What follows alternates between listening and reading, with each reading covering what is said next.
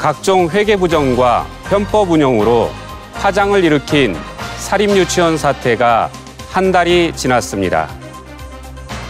이제는 비판과 분노보다 법, 제도를 통한 공공성 강화 방안이 필요한 시점인데요.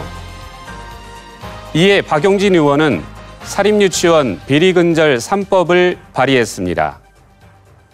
사립학교법, 유아교육법, 학교급식법 일부 개정 법률안을 통해 사립유치원의 투명한 운영을 제도화하겠다는 겁니다. 하지만 야당의 반대로 연내 처리가 불투명해지고 있습니다. 유치원 공공성에 대한 논의를 촉발한 이번 사태. 그동안 사립유치원들이 어떻게 운영되고 감시돼 왔던 것인지 우리 지역의 상황을 알아봤습니다. 지난 10월 25일 교육부는 유치원 공공성 강화 정책을 전격 발표했다. 사립유치원 사태 이후 13일 만이었다. 사립유치원 단체가 개별 유치원에게 내년 운영이 예정된 500학급 외에 추가로 500학급을 더 확보해서 학부모님들의 국공립 유치원 확대에 대한 갈증을 해소해 나가겠습니다. 먼저 사립유치원 관리감독 강화와 모집 정지 및 휴폐원 대비, 국공립 유치원 비율 40% 조기 달성 및 공영형, 협동조합형, 매입형 등 다양한 형태의 유치원 허가, 사립유치원에도 정부 회계 시스템 에듀파인 단계적 도입과 사립유치원 설립 시 심의 강화와 학부모 참여 강화 등의 내용을 담은 계획이다. 사립유치원의 투명성, 공공성 강화도 매우 중요합니다. 그래서 회계 감사를 강화하고 국가관리 회계 프로그램인 에듀파인 사용도 단계적으로 의무화됩니다. 그리고 학부모님들의 유치원 입학 편의를 위한 온라인 입학 시스템인 처음학교로 참여도 적극 독려하고 있습니다. 그리고 사립유치원은 사립학교법상 학교입니다. 다른 초중중 사립학교와 달리 개인이 설립할 수 있다 보니 여러 가지 문제점이 발생하고 있어 사립유치원의 법인화도 유도해 나갈 예정에 있습니다. 그러나 사립유치원 다수가 가입된 한국유치원총연합회 측은 이를 수용할 수 없다며 반발했다. 특히 정부 회계 시스템인 에듀파인의 도입이 불가하다는 입장. 사립유치원은 국공립과 같은 교비 운영이 어려우며 정부 회계 시스템은 국공립에 적합해 별도의 기준이 필요하고 재정이 열악해 행정실무자를 두기 어렵다는 이유 등이다. 이 부분을 거부하겠다고 하는 건 그동안 사립유치원들의 회계가 그야말로 중구난방 그리고 그 쌈짓돈처럼 운영해 오던 것들을 앞으로도 계속 그렇게 해달라고 하는, 그래서 비리가 얼마든지 가능할 수 있도록 그런 시스템을 계속해서 놔달라고 하는 것밖에 되지 않아서요. 절대 용납할 수 없는 얘기입니다. 교육부가 유치원 공공성 강화 정책을 발표하던 날 지역 교육청들도 자체 감사 결과를 추가 공개했다. 감사 결과 단순한 회계 소홀과 실수도 있었지만 일부 유치원은 적립금을 착복하거나 기밀비를 운영하는 등의 부정 운영이 드러나며 지역사회에 다시 한번 공분이 일었다. 이게 터질 게 터졌구나. 교육을 국가가 책임지지 못하고 사적인 영역으로 맡겨놓다 보니 사립유치원이 개인 재산이잖아요. 그러다 보니 사립유치원에서 돈벌이로 좀 활용됐을 가능성에 대해서 누구나 다 생각하고 있었잖아요. 그리고 누구나 다 알고 있는 것들이 이제서 터졌다. 터져서 사회적으로 이슈가 됐다. 좀 참담하죠. 대전에 있는 한 사립유치원의 경우 설립자 등 2인이 개인적으로 사용한 휴대전화 요금 990여만 원을 유치원 회계에서 지출했고 임원의 겸직 금지를 위반하고 이사를 직원으로 채용해 부정하게 급여 1억 7,600여만 원을 지급했으며 3억 5천여만 원을 부정하게 관리해 손실을 입혀 검찰 고발을 당했다. 또 다른 사례를 보면 이사장이 개인의 자동차 수리비를 유치원 회계에서 내거나 원장이 교비로 개인 명의 적립보험을 가입해 지출하면서도 이를 교육청 결산에 보고하지 않았다. 또 이사장의 땅을 체험장으로 계약하거나 설립자에겐 소방관리 수당을 주며 교사에게 최저임금을 주지 않았다. 교육자로서의 어떤 책임의식이라든가 어떤 자기 자신들이 취해야 될 자세를 망각하고 있지 않은가 이런 생각이 들고 있고요. 교육이라기보다는 이거를 자기 자신들의 사유재산을 증가시키는 이쪽으로 좀 보고 있기 때문에 교육적 관점에서 가장 중요하게 먼저 바라봐야 되고 그 다음에 그들의 입장을 한번 더 살펴봐야 되는데 현재는 사유재산을 중심으로 보고 있어서 상당히 우려를 하고 있습니다. 충남의 한 유치원은 원장에게 기밀비 1억 2천만 원을 지급하고 원장과 배우자가 공동 명의로 통학 차량을 구입하며 할부금을 800만 원 더 배우자에게 지급했으며 통학 차량 임차료로 월 140만 원을 배우자에게 추가 지급했다. 주요 사례를 보면 판공비와 적립금을 원장에게 지급하고도 명목이 없는 공적 이용료를 신설해 원장이 개인적으로 사용했다. 지원 대상이 아닌 원장이 교원 처우 개선비를 신청해 받은 사례도 있다. 또 다른 곳은 급식비 잔액을 환불하지 않고 수익자 부담금으로 사용하면서도 정작 식자재 관리에 소홀해 적발을 당했다. 원장이 적립금을 임의로 사용하고 판공비 600만 원을 스스로 받기도 했다. 그런 부분들은 당연히 분노하고 화가 나는 상황인 거는 확실한 거고요. 하다못해 저희 가정에서도 소방점검이나 뭐 이런 건 수시로 하잖아요. 정말로 사립유치원들이 자신들이 어떤 교육자라는 그런 마인드를 가지고 있다면 그런 부분들은 인정할 부분에 인정을 하고 수정해 나가야 되는 게 맞다고 보거든요. 유치원 회계 운영 소홀, 통학 및 현장학습 차량 계약 소홀, 교직원 근로계약 소홀, 소방훈련 미준수, 유치원 운영위원회 부적정 운영까지. 사립유치원 감사 결과를 항목별로 살펴보면 유치원 회계와 운영에서의 부정뿐만 아니라 사립유치원의 교육의 질, 유아의 안전과 직결된 항목도 다수 포함되어 있었다. 소방훈련 미비로 이제 유치원이 과태료를 받는다 이런 부분들은 상당히 좀 아이들이 위험에 노출될 가능성이 높습니다. 또 하나 이제 현장 학습의 차량 계약 부분을 소홀히 하게 되면 또 만일 있을 교통사고나 기타 안전사고 등의 위험에 상당히 노출되기 때문에 이런 부분도 좀 심각한 수준으로 이제 바라봐야 되는 것 아니냐. 어린이집에 아이들 차량에 갇혀서 일어나는 사망사고도 있고 한데 이런 부분들도 이제 좀 더 소홀히 해서는 안 되겠다 이런 생각이 많이 듭니다. 사립유치원 감사 결과 이후 학부모들의 심정은 어땠을까? 각자 유치원에 아이를 보내거나 내년에 아이를 보내야 하는 학부모들의 이야기를 들어봤다.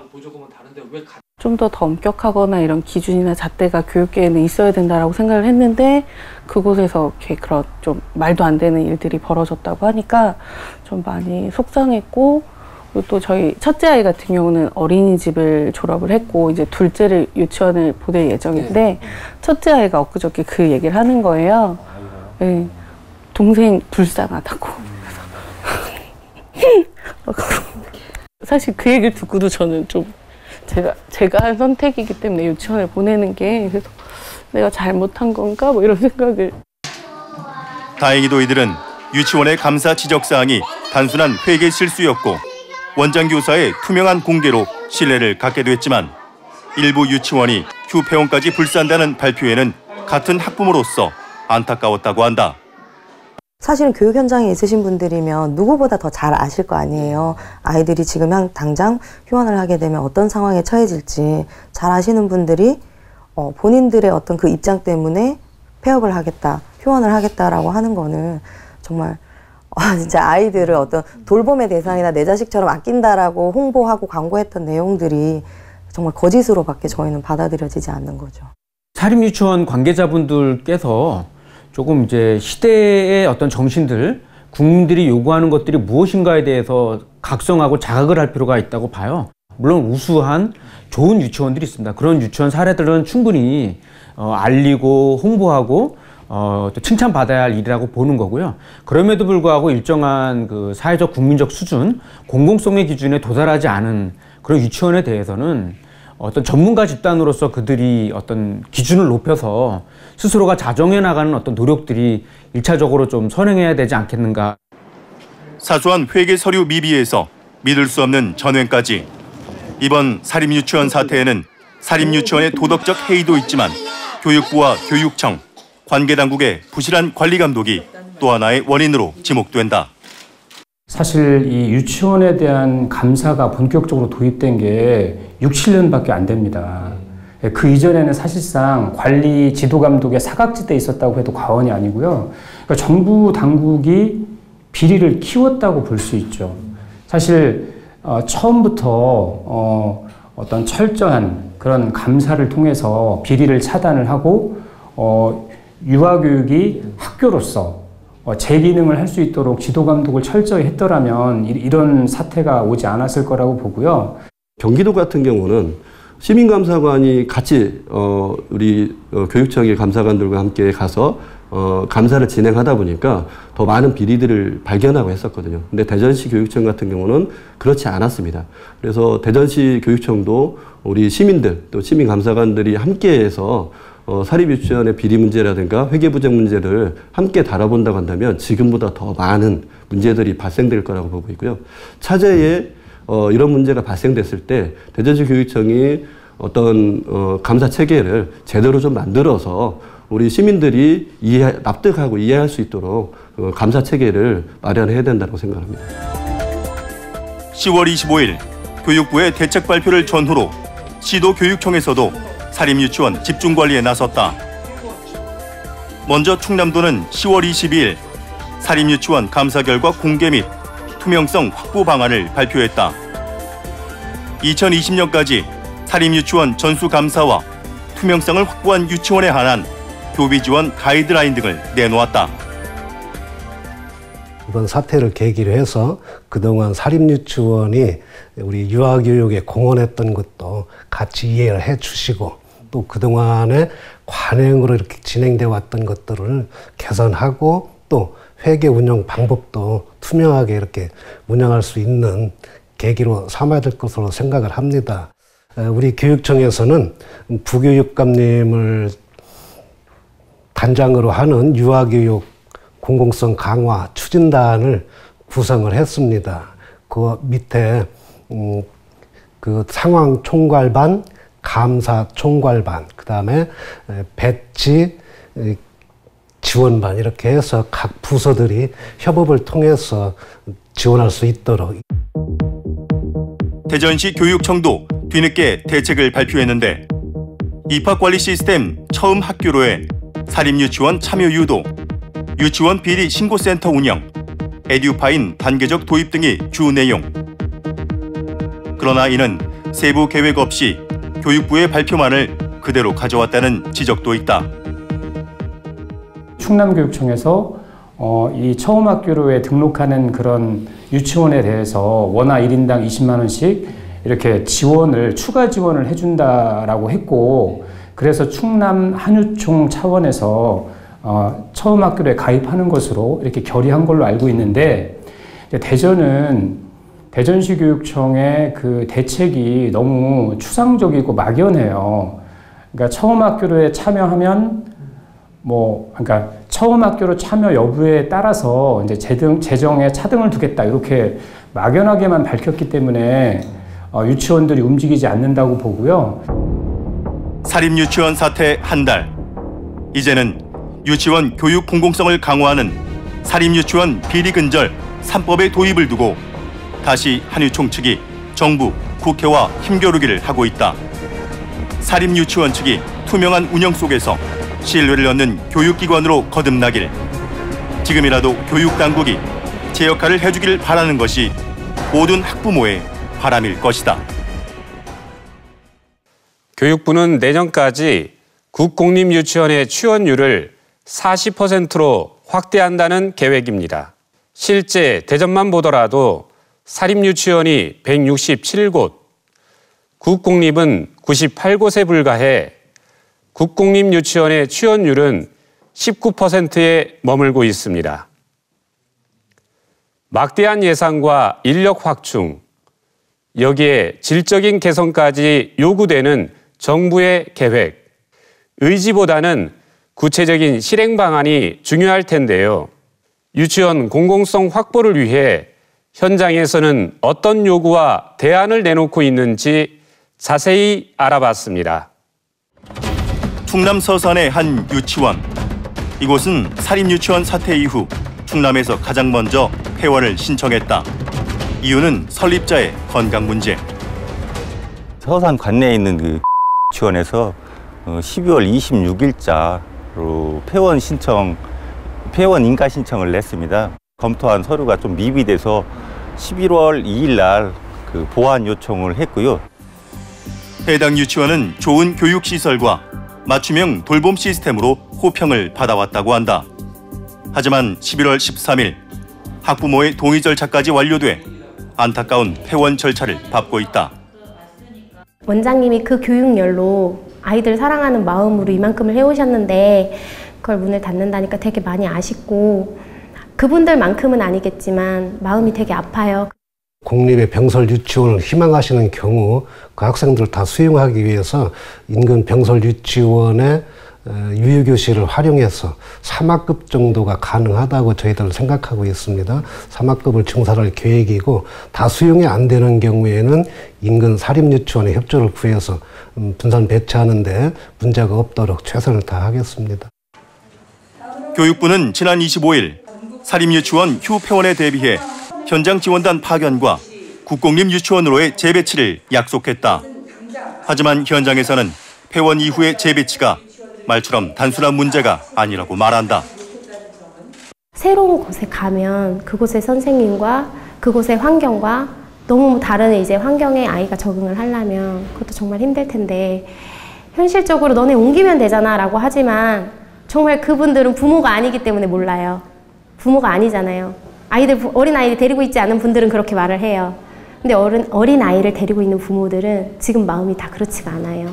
정말 직장맘들은 당장 일은 일대로 해야 되지, 갑자기 내 아이 어디를 보내야 되는지 상담을 받으러 다녀야 되지. 이거는 이 원 한 자체의 폐원이 문제가 아니라 이 원이 폐원을 함과 동시에 가정은 가정대로 지금 다시 또 이게 악순환이 되는 것밖에 안 될 것 같아요.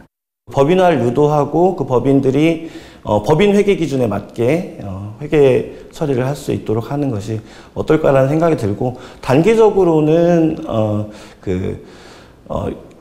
새로운 방향으로 이제 그 정책을 전환해 나가는 과정에서 지역사회에서 충격이 가지 않도록 서서히 유도해 나가는 것이 맞다고 보고 있습니다. 교육부는 2019년까지 국공립 유치원 지원율을 40%까지 끌어올리겠다고 발표했다. 실제로 우리나라 국공립 유치원 지원율을 보면 대전은 고작 19%, 충남은 35.8%였다. 세종을 제외하고 전국 평균은 24.8% 수준. 수를 보면 대전의 국공립은 98곳이지만 사립은 무려 167곳에 달한다. 충남은 국공립이 370곳, 사립은 135곳이다. 국공립 유치원의 수도 많이 부족하지만 국공립 중에서는 초등학교에 병설로 개설한 유치원이 대다수인 상황. 특히 이제 워킹맘 엄마들 같은 경우에는 아이들을 아침에 일찍 등원을 시키고 출근을 해야 되는 상황인데 그 시간에 사실 병설 유치원 오픈을 할 수가 없는 시간대이기 때문에 결국은 사립 유치원을 찾을 수밖에 없고요. 학교 방학이 됐을 때 병설 유치원 아이들은 급식이 지원이 안 되기 때문에 또 그런 아이들 급식은 집에서 각자 따로 또 준비를 해야 되거나 유치원에서 따로 비용을 지불을 하고 맞추거나 이렇게 되면 사립 유치원이랑 별반 다를 게 없어지거든요. 유치원에서는 아동이 성장하는 단계가 있기 때문에 유아들이 성장하는 단계이기 때문에 더만큼 신경 써야 돼요. 개별화된 교육, 한 명 한 명당 교육이 이루어져야 되기 때문에 그만큼 정성을 다 들여야 될 것이고 거기에 따라서 여러 가지 운영하는 교자재, 우리가 교재라든지 이런 교구들이 이런 것들이 많은 투입을 해야 되는 상황입니다. 정부가 유치원 교육의 공공성을 확보하겠다는 의지는 반가운 일. 그러나 현장에서는 양적 확대만큼이나 질적 내실화도 반드시 필요하다고 말한다. 지금 병설 유치원의 경우에는 예컨대 영세한 수준의 한학급 내지 2학급 수준으로 운영이 되고 있다 보니까 교육 과정에 있어서의 어떤 내실화가 다소 이루어지지 못하는 부분들이 있습니다. 그래서 필요하면 저는 이런 병설 유치원도 일정하게는 좀 통합을 하고 대신 셔틀버스 같은 것들을 운영을 해서 좀 더 그 교육의 질을 높일 수 있는 어떤 이러한 시스템을 마련할 필요가 있다고 봅니다. 세종시 고은동에 위치한 공립도로유치원. 2015년 문을 연 이곳은 특수학급을 포함해 총 10학급으로 구성된 공립단설형 3년째 혁신유치원으로 운영되고 있다. 학부모님들은 어떤 생각을 하고 있는지, 그들이 요구하는 돌봄의 형태는 무엇인지, 그 다음에 유치원 안에서 아이들이 어떤 활동을 통해서 아이들이 행복하고 안전하게 유치원에 있는지를 저희들은 초에 한 서너 번 정도 맞벌이 학부모님들하고 만나서 이야기를 통해서 거기에 대한 협의와 협력을 통해서 교육과정을 운영하기 때문에 이곳은 병설이 아닌 단설로서 유아들에게 특화된 교육시설과 환경이 구축되어 있다. 방과 후의 종일반의 경우 사립유치원과 마찬가지로 필요에 따라 저녁 7시까지 돌봄을 제공한다. 교과 과정에서도 교사와 원아, 학부모들이 회의를 거쳐 결정한다. 때문에 학부모들의 만족도도 상당히 높다. 처음에는 사립유치원에 많은 교육 프로그램을 못 시켜서 아쉬웠는데 지금은 그렇게 행복하는 아이를 보고 오히려 제가 뿌듯하고 더 행복해하고 있어요. 유치원에서 요청하는 서류를 구비를 해서 일단 돌봄 신청을 하면 7시까지는 선생님들이 항상 상주에 계시거든요. 그래서 제가 직장 생활을 마치고 와서 아이들을 데리고 갈 수 있고. 세종시 내 유치원 현황을 보면 총 58곳 중 공립유치원은 55곳으로 이 중 단설이 37곳, 병설은 18곳이다. 사립유치원은 단 3곳에 불과하다. 한편 세종시는 국공립유치원의 질적 확대를 위해 혁신형 유치원을 비롯해 숲유치원까지 다양한 실험을 시작하고 있다. 아이들을 어떻게 잘 배움으로 이끌까, 행복하게 할까 하는 그런 노력들이 굉장히 돋보이는 그런 유치원의 형태입니다. 그리고 저희 세종시에서는 국내 최초로, 전국 최초로 공립형 숲유치원을 2019년 3월 1일 개원할 예정인데요. 궁극적으로 아이들을 좀 행복하게 해주자는 그런 철학이거든요. 그래서 내년부터 정책 연구를 실시해서 이것도 점차 확대해 나갈 방침입니다. 그래서 공립유치원의 운영의 어떤 다양화를 모색하고 있습니다. 대전시 유성구 하기동의 한 어린이집. 이곳은 학부모가 직접 설립한 협동조합형 어린이집이다. 일정 금액을 출자한 부모조합원이 이사로 참여해 함께 운영하고 교사회는 아이들의 보육과 교육을 책임진다. 회계와 규정 등의 중요 사항은 총회를 통해 조합원 모두가 결정한다. 재정 분야도 저희 부모들이 관리를 하고 그런 비용을 교사회에 필요한 비용을 교사회에 넘겨서 교사회가 필요한 비용을 쓰시고 그 증빙을 다 또 이사회나 재정 이사를 통해서 다 이제 검증을 하고요. 그런 식으로 하고 있기 때문에 그 최근에 있었던 문제들에 비하면 굉장히 투명하게 운영을 할 수 있고 부모들도 믿을 수 있는 그런 구조라고 할 수 있겠습니다. 협동조합형 어린이집의 또 다른 장점은 교육과정 운영에 대해 수요자인 학부모와 원아들의 요구를 적극적으로 받아들인다는 점이다.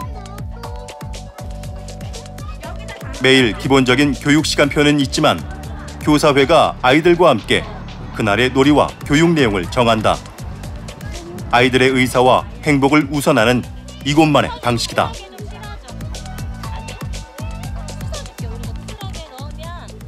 일단 아이들의 의사를 교사회가 묻습니다.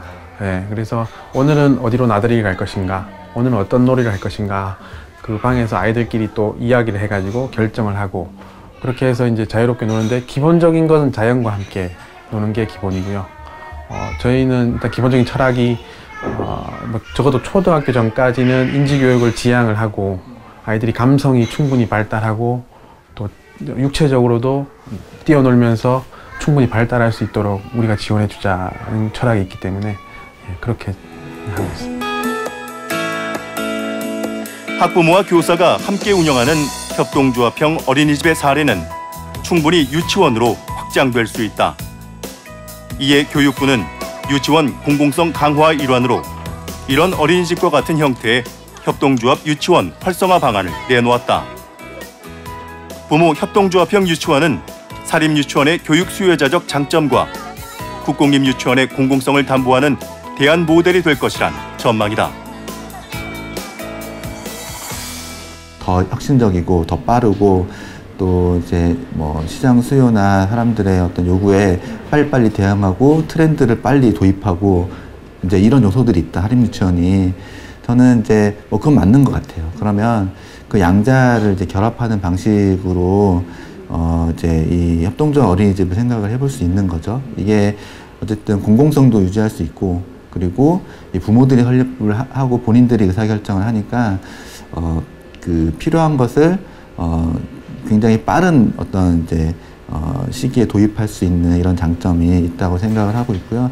하나의 그 어린이집 시스템으로 해서 유아교육, 그 공동육아가 잘 운영된 모델들이 있는 거거든요. 근데 굳이 그 모델이 유치원이라고 해서 안 될 이유는 없는 거죠. 그런 의미에서는 저는 이제 그 공동육아형 혹은 부모님들이 함께 만들어 나가는 그 유치원 모델도 필요하다고 보고요. 그래서 우리가 유치원 모델을 다양하게 실험을 하자. 이제 다양한 방식으로 실험을 해서 그 상황에 맞게끔 지역 상황과 부모님이 선택할 수 있는 어떤 권한을 주는 것들 자체가 의미가 있다고 봅니다. 유아교육의 다수를 차지하는 사립유치원의 공공성 강화와 양질의 국공립유치원 확보는 더 이상 피할 수 없는 당면 과제가 됐다. 하지만 정책 의지만으로 풀 수 없는 현실적인 현장의 숙제도 남아있다. 사립유치원이 사실 국공립유치원이 있기 전부터 100여 년간의 역사를 갖고 있는데요. 그때부터 유아교육에 큰 역할을 해온 것이 사실이고요. 이제 사립유치원도 이제 투명성이나 책임성, 공공성에 대한 제도가 어느 정도 구축이 되고 안정화가 되면은 그 부분에 있어서도 재정적인 부분에 대한 지원이 더 있고 공사립 간 균형 잡힌 지원을 통해서 모든 아이들이 양질의 교육을 받을 수 있도록 할 예정이 있습니다. 지금이 적기이고 절호의 기회가 아닌가라는 생각들을 해보게 됩니다. 가장 큰 문제는 이제 교사들의 어떤 교사의 수급 문제이고요.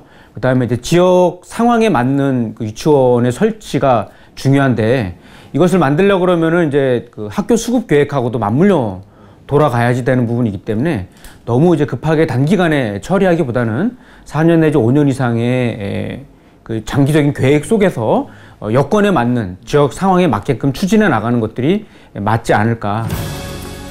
정부는 유치원 공공성 강화란 기조 아래 유치원 현실에 맞는 구체적인 정책들을 선명하게 제시해야 한다.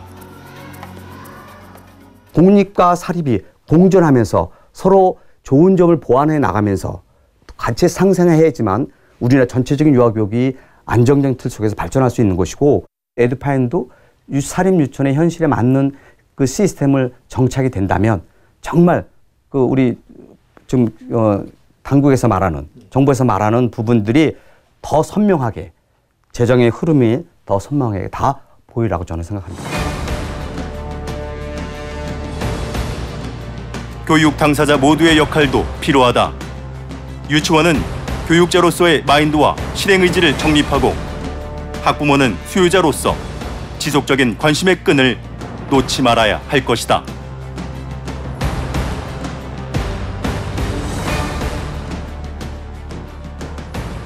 학부모들이 자발적으로 참여하고 유치원이 제대로 운영되는지 감시 감독하고 하는 과정들은 정말 중요하다고 하고 있고요.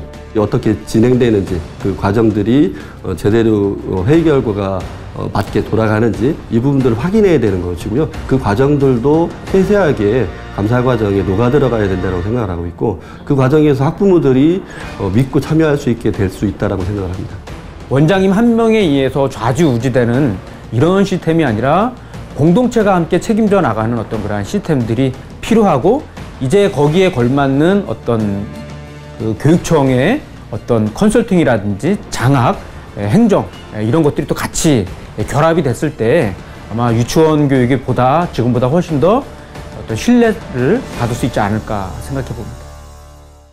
여전히 우리 유아교육은 사립유치원이 대다수를 차지하고 있습니다.